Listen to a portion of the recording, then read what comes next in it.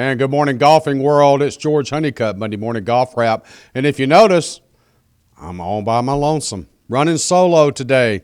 HR3, Hugh Royer is still in Atlanta. I don't know if he's coming back or not. Al Cloyd had some work to do this morning, so he's not able to join me. So it's just little old me and you talking a little golf. And we had a lot of golf this week. We had a major championship on the men's tour in the Champions Division. We had the ladies playing. European Tour was a great finish. But, of course, we'll start off with the PGA Tour and the Travelers Championship. And, of course, it came down to a playoff. One Paul Casey ends up coming out from deep and dark several spots back behind the leaders with a 65 on the final day. And this with an up-and-down par on 18 out of the bunker, which that bunker ended up being his demise just 2 holes later in the playoff with Bubba Watson. However, this was Bubba's tournament pretty much from the get-go. Of course, he goes out on Thursday and ends up shooting 62, then 67, 68, 67. This is the second time he's won at Hartford. So for Bubba, this is becoming old hat. I guess he likes the dark blue jacket, just like he does the green one that he got from Augusta. And, of course, the Traveler's jacket has that little umbrella on it, so isn't that special? One player that I wanted to make note of, and Jeff, by the way, before he went on live on air today, brought his name up, and that's Brian Harman. This young man is making quite the little impact on the PGA Tour as he just got his card. He's now on the tour. He goes out and shoots 66, 65, 65, 69 to get finished in third place, basically one shot behind of course, the duo that goes out for the playoff. And just a made putt on 14 for Brian, and he's in this playoff. So congratulations to him. Continue the good play, young man. He's small of stature. He hits the ball from Bubba's side, but he's a lot of fun to watch. He reminds you of a couple other players like the Mike Weirs of the world. But he's going to be one. He's steady Eddie. He just goes out. He hits fairways and greens. He's got a good short game. He's got a great putting stroke. So he's one to look forward to do a lot of good things in the upcoming years on the tour. Graham DeLette also had a good tournament for himself, 67, 66, 64, 69, 266. He picks up $307,000. By the way, Bubba, in his win on the second playoff hole, he needed this. He's got to get him a new watch. He needs $1.152 million probably for the new watch. So good for him. But more importantly is Paul Casey. Folks, Paul is kind of like the current day David Duval. He came on the tour. There was a lot of people talking about him. He was doing really good things. And for whatever reason, psychologically, mentally, physically, there was a lot of health issues that were discussed with Paul, but he kind of disappeared off the blip screen. His last real performance values came in 2010. He had several top 10 finishes. He had a win. He's won on the PGA Tour one time before, and that was back in 2010. But now he's like been on a 3.5-year hiatus. And we saw this coming, and I mentioned this to HR a couple times over the last several months. But as we've been keeping an eye on the European Tour like we like to do here at the Golf Director, we've been watching him play well at Dubai. We've been watching him play well in France. We watched him play well in Spain. We watched him play well in England. And I've just been telling HR, keep an eye on him, keep an eye on him. He's coming back. And I think it's really because of the marriage, the new baby. He really got settled and ground. He found out what his purpose in life was, and that was he's a professional golfer, but he can also have a personal life. And I think that finally sinked into his head, and he's in a good place right now. He picks up $691,000, and I'm sure that mama and young child are very pleased about that. So a good tournament, a good Travelers event. Again, kind of a soft golf course, a lot of grass on there for them. The greens were very good. They were putting true. They were putting quickly. And Bubba likes quick greens. And you could tell in his putting stroke. When the greens are a little slow, if they're a little bumpy or whatever, Bubba loses attention real quick. But, however, he was able to hold it together, keep it together. And this is after in the second playoff hole, Paul Casey Remember, I mentioned the bunker. Gets into that same front right bunker on 18. He, just the previous hole in the playoff, on the first playoff hole, he was in that same bunker, but he hit a great coverage shot out to about 3 feet. He ended up making the par to push for the second playoff hole. And then he gets in the same bunker again, except this time he sculls it over the green. He ends up making about as good of a chip as he could after taking a drop. Then he gets down and misses the quote-unquote bogey putt and ends up making double, but it didn't matter. Bubba had gotten himself from 167 yards. He hit a 9-iron to about 8 feet above the cup, and he gingerly lagged the putt down, and lo and behold, it goes in for birdie. So Bubba wins the second playoff hole at the Travelers Championship. Congrats to Bubba. Congrats to Paul Casey for his work this week. Brian Harmon, several other players. Luke Donald actually used this Travelers Championship and World Golf Ranking points to get a pass. He got the invitation to play in the British Open. So he is now participating in the Open Championship. Congratulations to Luke on that. Okay, several other tournaments, as I mentioned. I want to bring up the Champions Tour. They had their second major championship of the year right now, and they have their same winner for 2 championships. And, of course, we're talking about Jeff Maggart. They were out at Sacramento at Del Paso Country Club. This is the one where Hugh had tried to, let's say, qualify for. He missed it by 1. The weather was intense, 102, 103 degrees, low humidity, however, really, really hot, folks. The golf course was playing very demanding. It's a very topographical, elevated golf course, a lot of ups and downs, smaller greens, tighter fairways. But several players during this championship really shined as far as bringing their game to that level that major championships seem to do at times.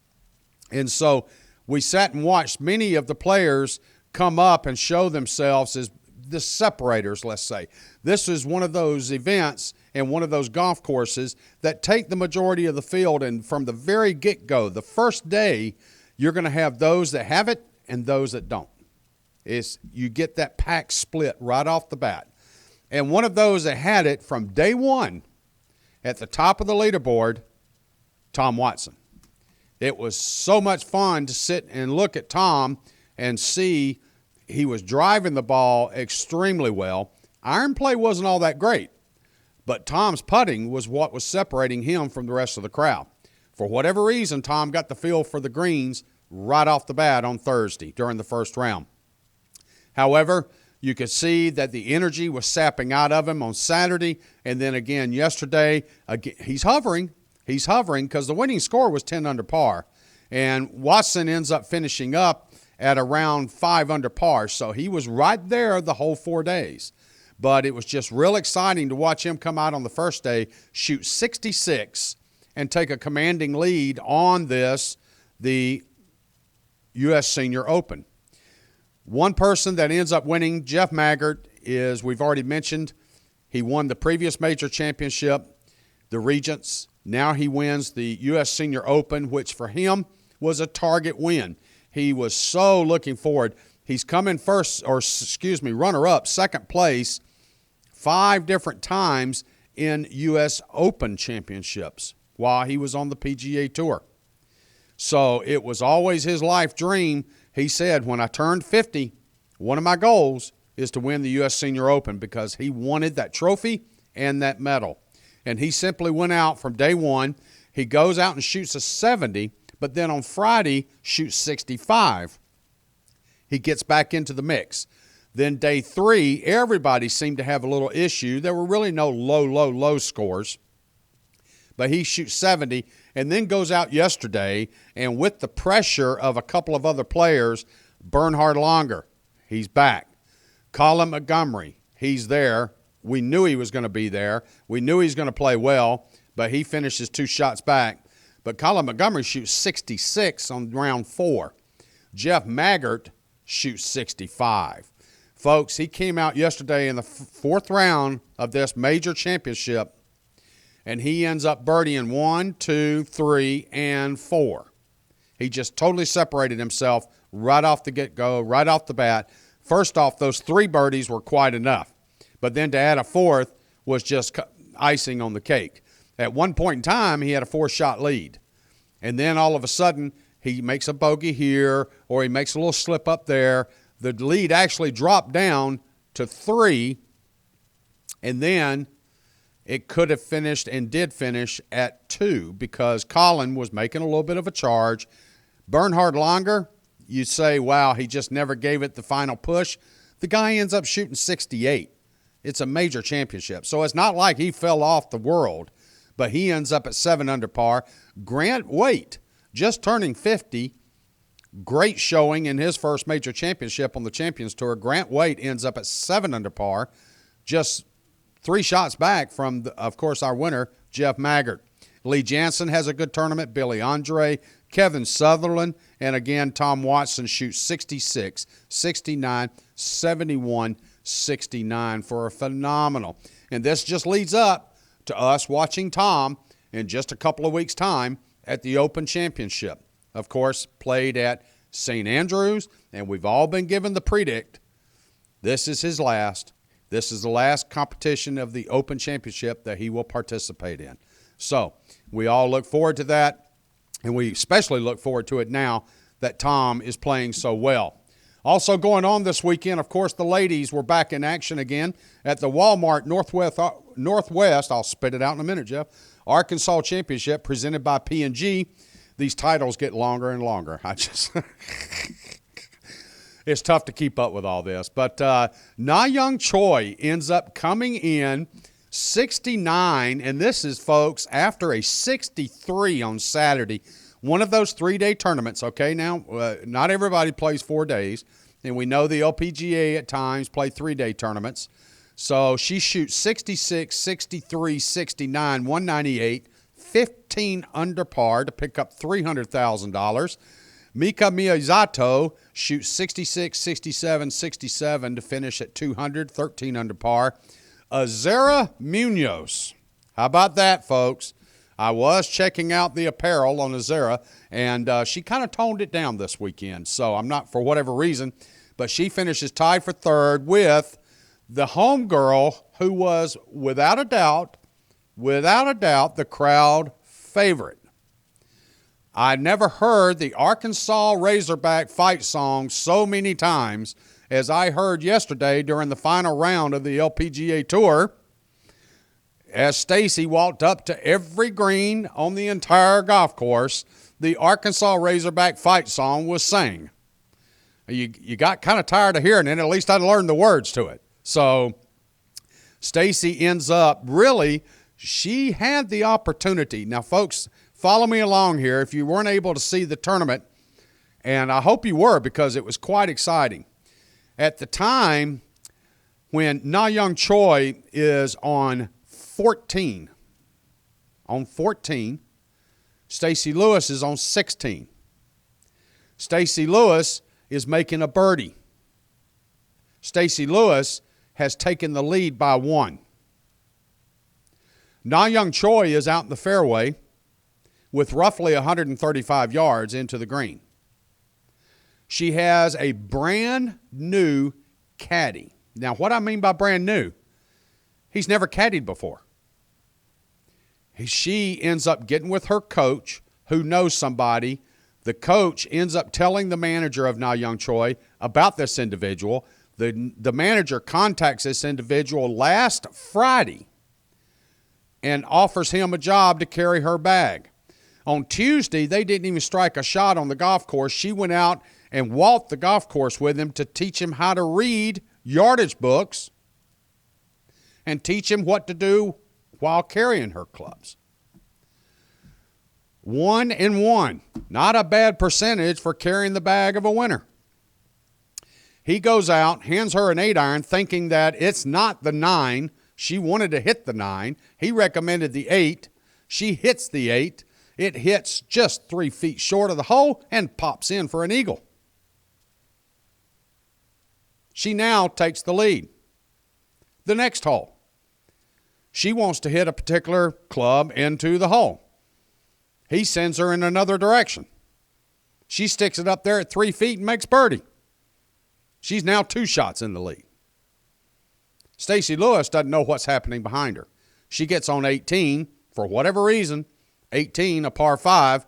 Stacy Lewis is only 215 to clear the front bunker. She's got 231 to the pin. And for whatever reason, she decides to lay up. All she had to do was hit it right of the bunker, get on the front right edge, and she had a better chance to make eagle and possibly tie or win this championship. But she decided to lay up. She lays up to 95 yards. Then what does she do? She yanks a wedge into the back left bunker, chips out, misses the putt, makes bogey. So Stacy Lewis, basically in front of her hometown crowd, gives this thing away. However, Na Young Choi, with the eagle, with the birdie, basically came in, made her pars, and said, thank you very much. It's good to be here. $300,000 for the winner. Mika Miyazato ends up winning $184,000. Azera Munoz, Stacy Lewis, Anna Norquist is right there tied for third. They all split $107,000. Well, they each get $107,000. They wouldn't split it. Lydia Ko, our little girl, is back.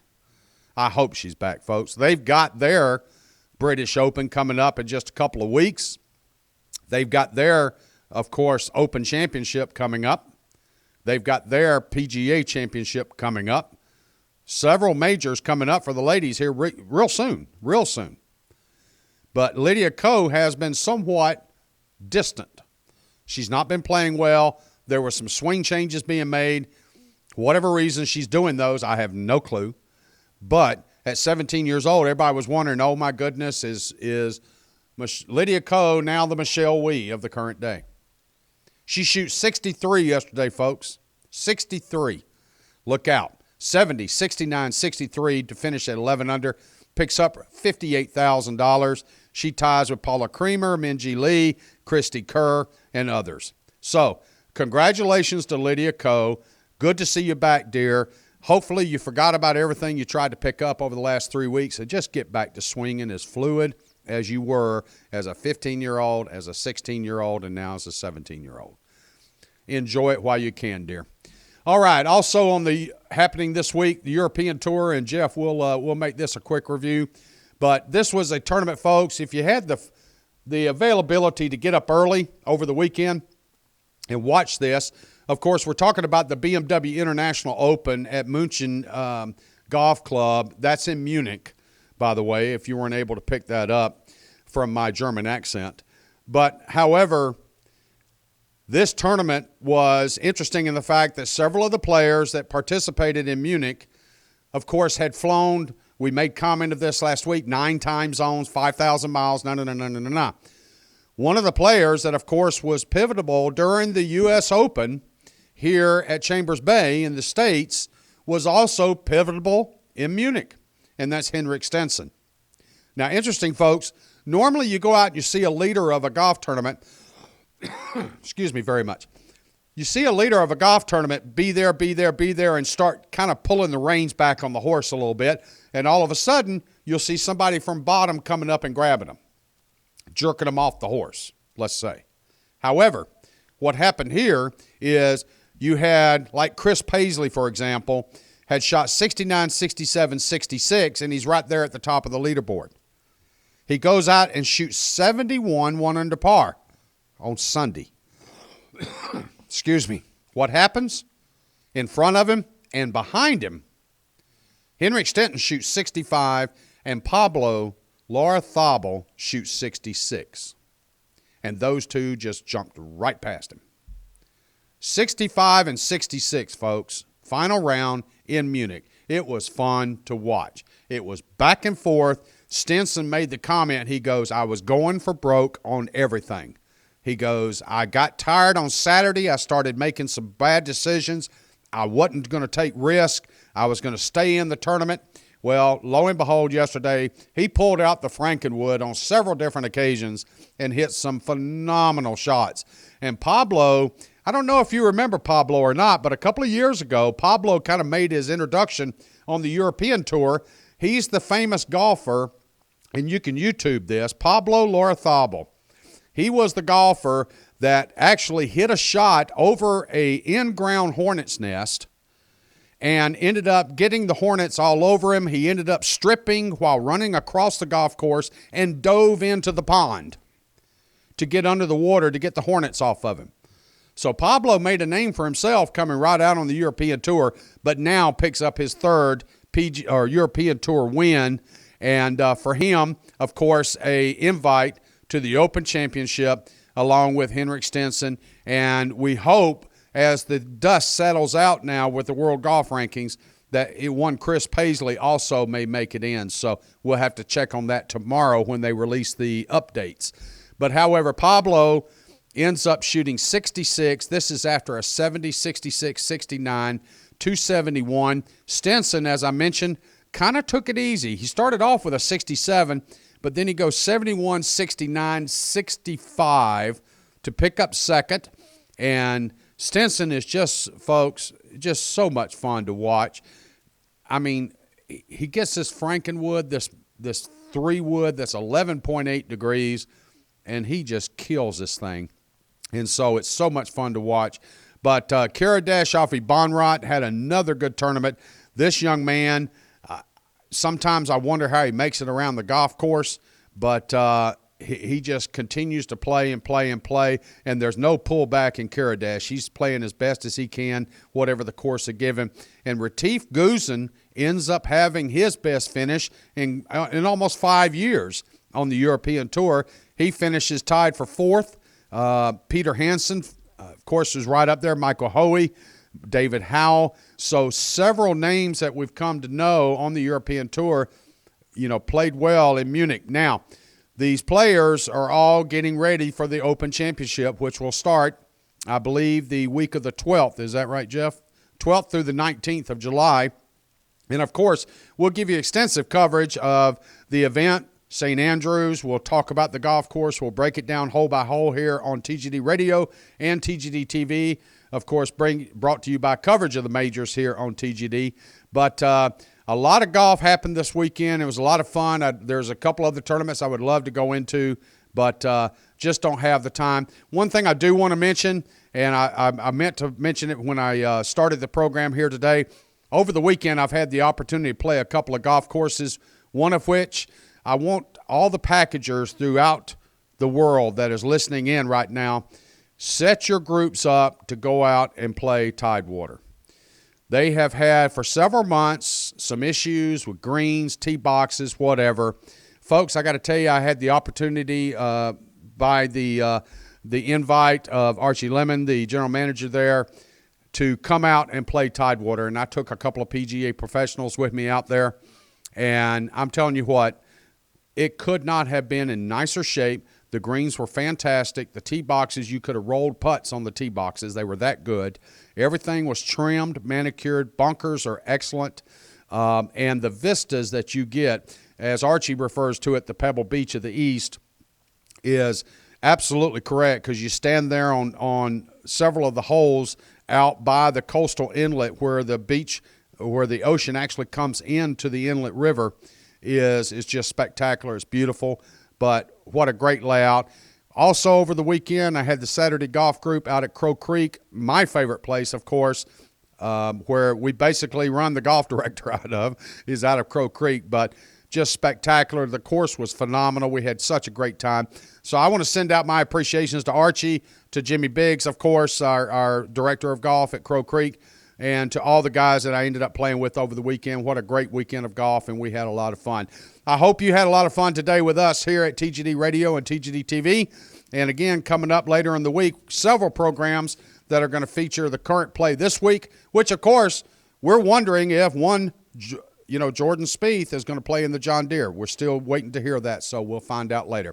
TGD Radio and TV produced a broadcast by the Zeus Radio Network for thegolfdirector.com. When visiting the Golf Director, be sure to check out featured course pages where you'll find up-to-date information about course conditions, specials, and much more. Need help with your next golf vacation? Just call Dave. Give us a call at 844-GO-GOLF-1. That's 844-464-6531. Remember now, all of our programming is archived for listening and viewing on demand. To catch up on any show you may have missed, click on the TGD Radio or the TGD TV tab in the menu screen at thegolfdirector.com. We're now available on over 1 billion, as Hugh likes to say is with a B, devices at iTunes, Audio Realm, TuneIn, YouTube, Ustream, Roku, Blueberry, and Myrtle Beach Golf App. I'm George Honeycutt. On behalf of Jeff behind the glass, we want to thank you for tuning in and joining us today on Monday Morning Golf Wrap right here on TGD. There's more golf news and information coming up next.